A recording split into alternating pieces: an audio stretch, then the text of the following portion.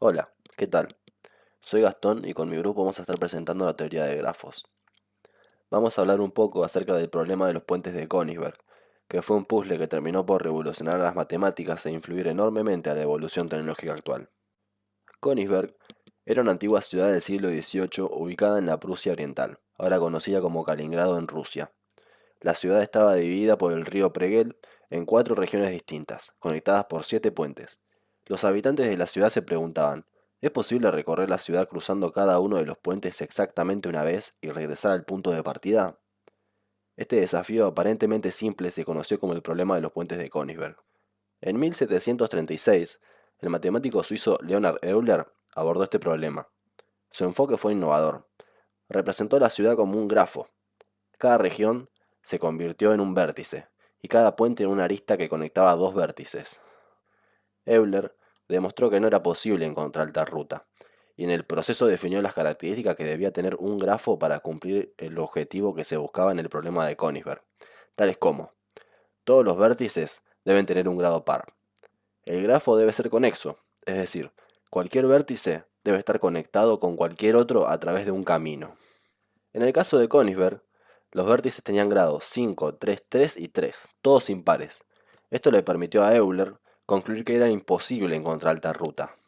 La ruta que buscaban los habitantes de Königsberg se conoce hoy como un ciclo euleriano, un circuito que recorre cada arista exactamente una vez y termina donde comenzó. Un camino de Euler, por el otro lado, recorre cada arista una vez, pero no necesariamente termina donde empezó. Consideremos los siguientes ejemplos. En este grafo no se puede producir un ciclo de Euler. Sabemos esto porque estos dos vértices son impares, y ya con eso sabemos que no se puede producir. Pero lo que sí se puede producir es un camino de Euler, un camino que recorra todas las aristas sin repetir ninguna. Podemos seguir esta sucesión, que es E2, E4, E5, E8, E1, E7, E3 y E6, y nos damos cuenta que pudimos recorrer todas las aristas y no repetimos ninguna. Ahí producimos un camino de Euler. En cambio, en este grafo sí se puede producir un ciclo de Euler, y lo vamos a descubrir siguiendo esta secuencia. Vamos a seguir F1, F2, F3, F4, F5, F6, F8, F10, F7 y F9. Y como podemos ver, terminamos en el vértice donde comenzamos y se produjo un ciclo de Euler. Por otro lado, también es importante notar la existencia de los ciclos hamiltonianos. A diferencia de los ciclos eulerianos, que se centran en las aristas, un ciclo hamiltoniano visita cada vértice exactamente una vez y regresa al inicio. La diferencia clave es que los ciclos eulerianos se tratan de recorrer aristas, mientras que los hamiltonianos se tratan de visitar vértices. En el ejemplo, podemos ver claramente cómo se cumple lo requerido para dar con un ciclo hamiltoniano, donde, aunque queden aristas sin recorrer, se visitan todos los vértices exactamente una vez y se termina donde se empezó, por lo que se cumplen las condiciones para dar con un ciclo hamiltoniano. Ahora vamos a analizar el grafo propuesto como tarea. Se pide que encuentres una ruta que pase por una serie de vértices una sola vez. ¿Qué nombre recibe una ruta que cumple este? Una ruta que pase por una serie de vértices una sola vez puede ser definido como un camino simple. Un camino simple tampoco repite aristas, y puede ser tal que así: un camino que vaya de A E, a D y a C.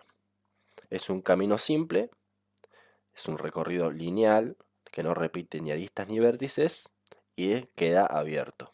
Ahora vamos con el 2. Pide que analices la trayectoria A, E, D, C, B, A y responda si es un ciclo o no justificando tu respuesta. Lo vamos a dibujar: A, E, D, C, B, A.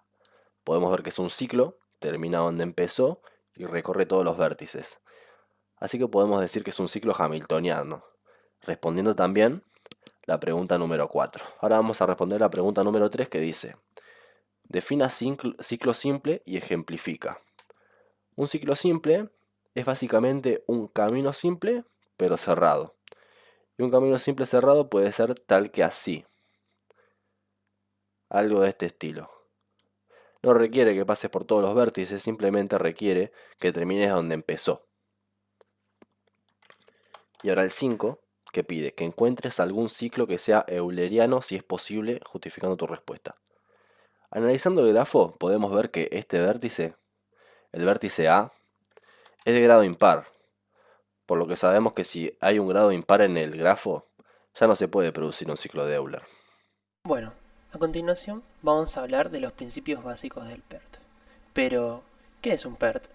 Son diagramas diseñados para proyectos a gran escala que sirven para identificar el tiempo necesario para completar cada tarea, calculando así los requisitos con plazo más corto, más largo y más probable.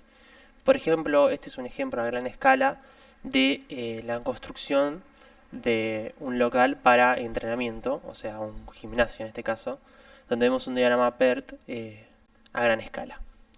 Pero empecemos por el principio. Un proyecto es un conjunto de tareas elementales que se realizan en un determinado orden, una actividad que consume un tiempo y unos recursos. Por ejemplo, crear un código. Un suceso es un momento en el tiempo que indica cuándo empieza o termina una actividad o un grupo de actividades.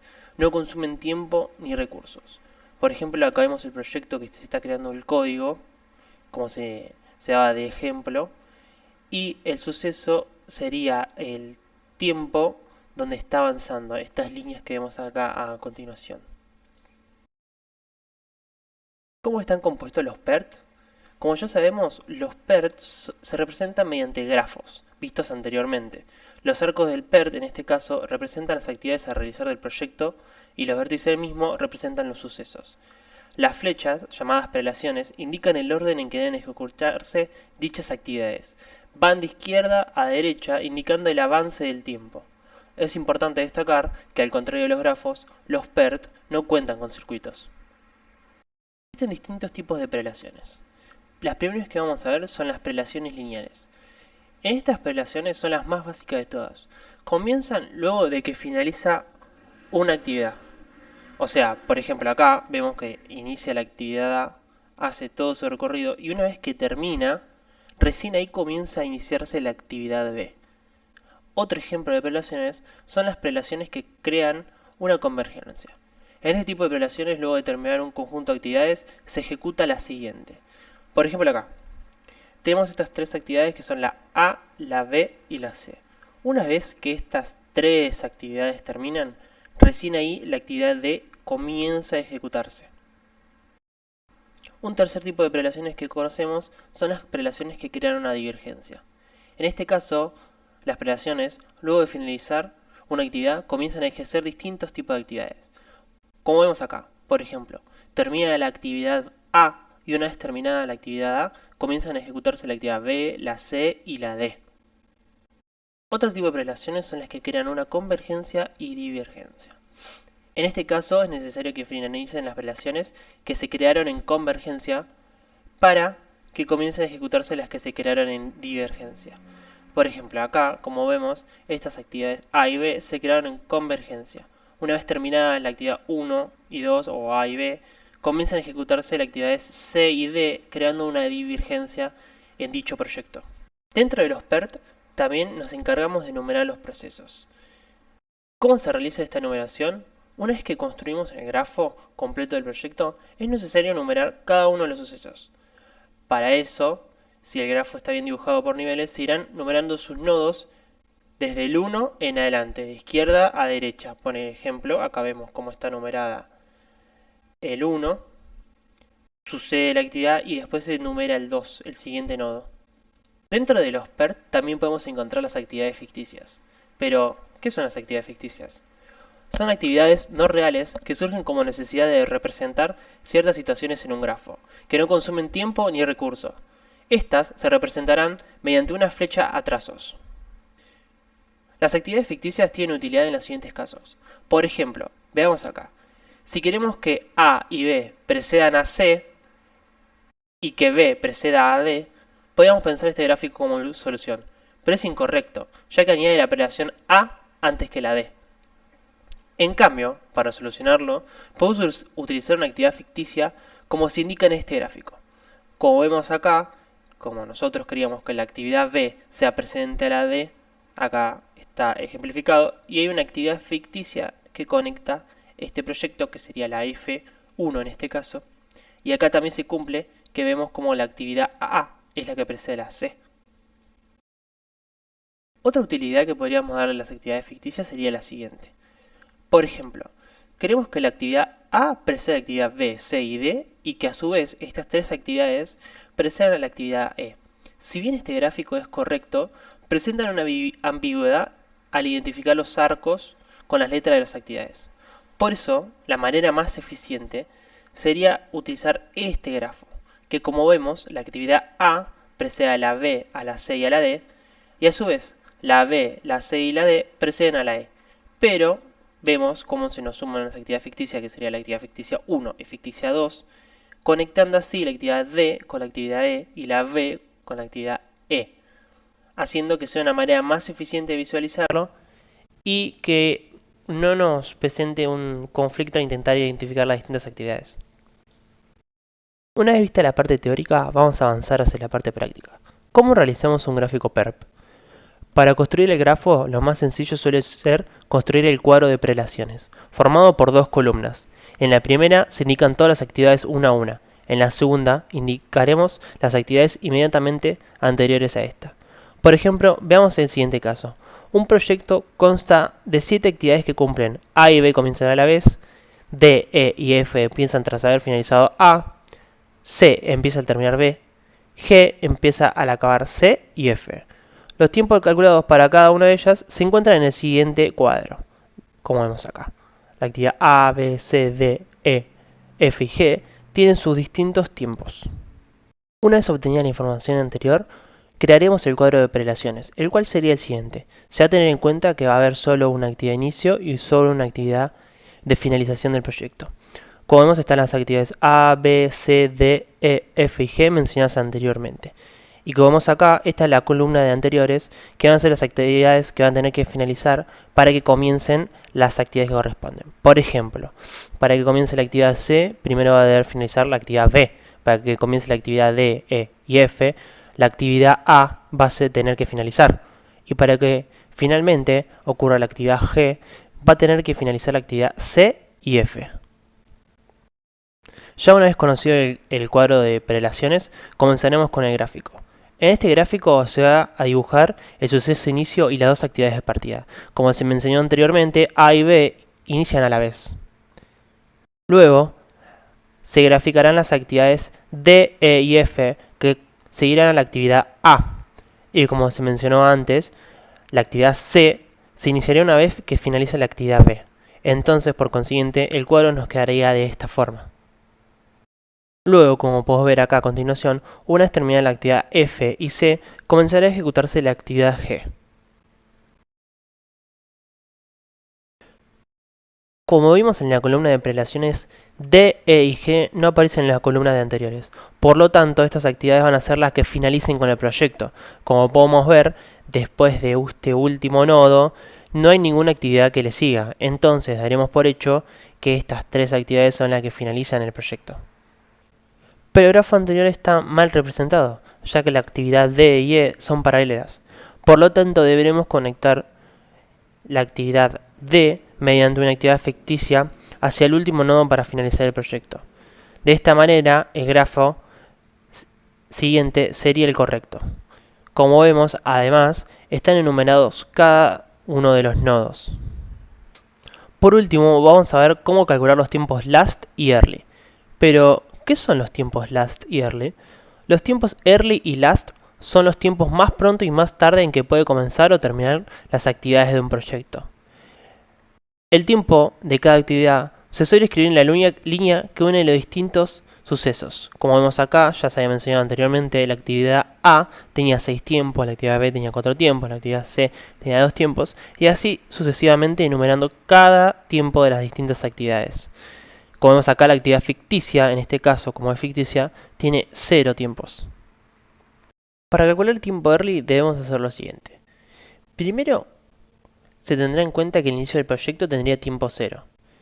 Luego, para los demás sucesos, siguiendo su orden, el tiempo inicial será el mayor entre las actividades convergentes al sumar el tiempo inicial de esa actividad y el tiempo de la actividad. Entonces, vamos a plantear la ecuación de la siguiente forma. Hay que tener en cuenta que llamaremos tiempo I y J al tiempo de la actividad que une el suceso I y el suceso J.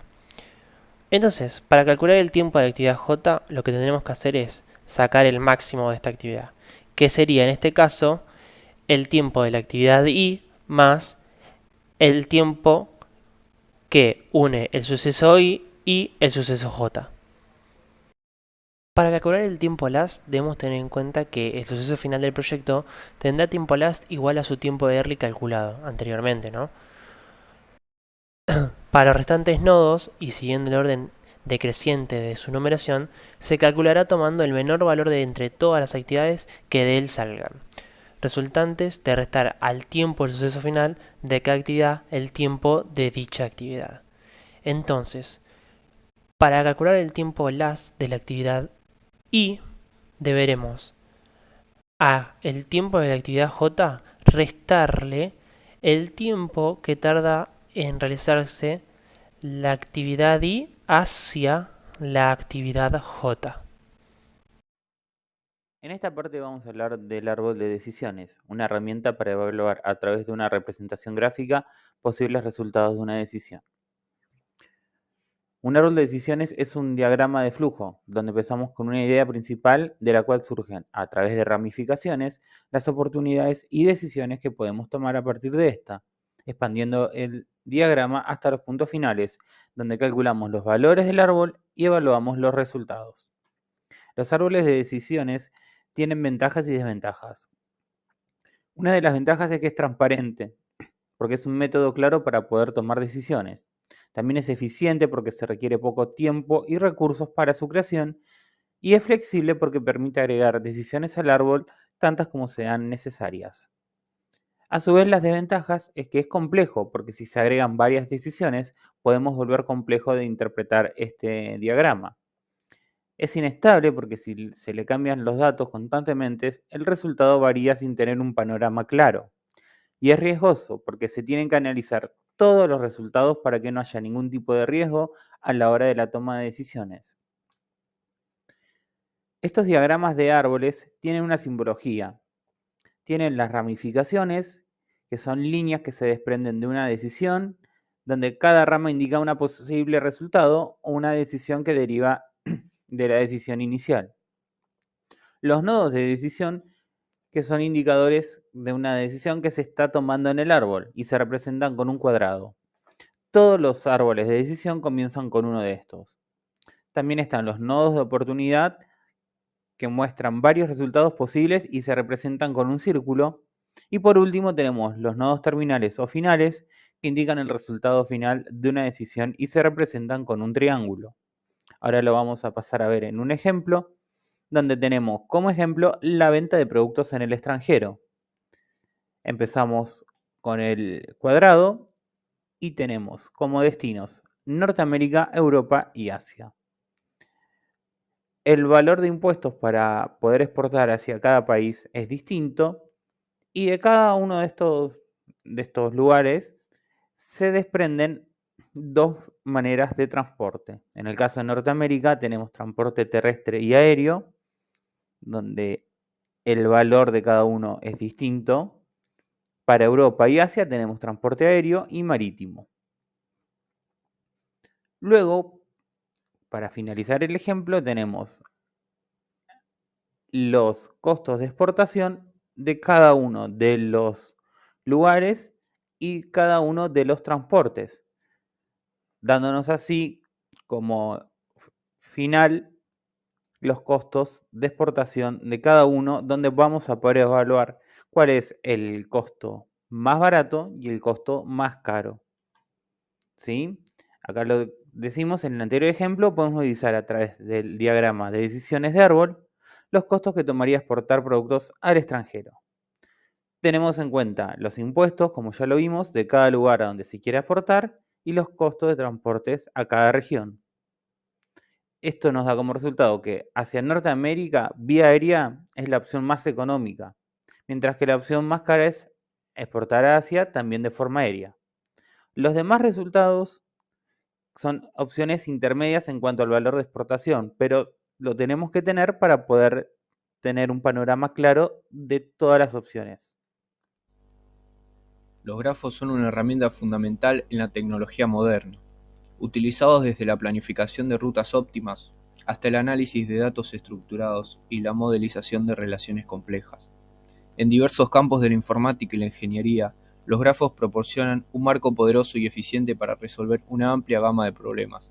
En aplicaciones como Google Maps, Instagram y Spotify y muchas más, los grafos juegan un papel crucial.